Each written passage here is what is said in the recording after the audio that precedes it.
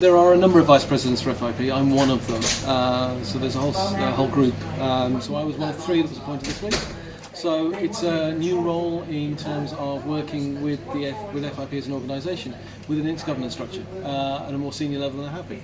How will you balance that work alongside what your roles and duties permit as RPS president? Well, ultimately, as I've said, for me the key is the RPS presidency, and actually it's what I bring from that to this that is the value, not the. And there will be an element of what I bring back from here, from FIP, back to the UK.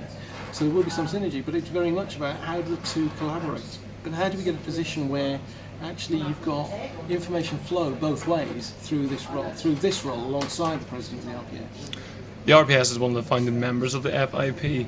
How can they help develop the FIP sort of message of spread in healthcare? I think very much around this whole issue in the same way as the RPS has built itself around the three pillars. FIP has the same three pillars: education, practice and science. And it's the ability for what FIP is building on a global health basis to look at the professionalisation and professional development in the same way as RPS does that for GB. So it's the same thing, just modelled at a bigger scale. What's the significance of the UK and RPS hosting FIP in Glasgow? So it's the first time in 40 years we've had it. It's an incredible opportunity. It helps to build the global reputation of the Royal Pharmaceutical Society. So for our members, it's the opportunity for us to be seen on that global stage to show them what we give to our membership and how we can use that to create new partnerships abroad which can support our membership and support our growth as an organisation, and how we are able to influence.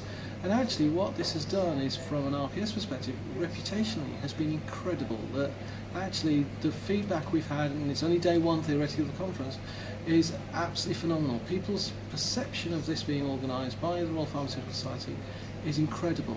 The fact is, here in Glasgow has also been seen as a real positive and seen as a real opportunity to showcase a city of culture, historically, European city of culture, and actually the way as a city has evolved. And for us as the Royal Pharmaceutical Society, I think there is an element there which also says we are a GB organisation. The fact we decided to hold this in Glasgow is a recognition that we see our role in that GB perspective. So we haven't held this in London.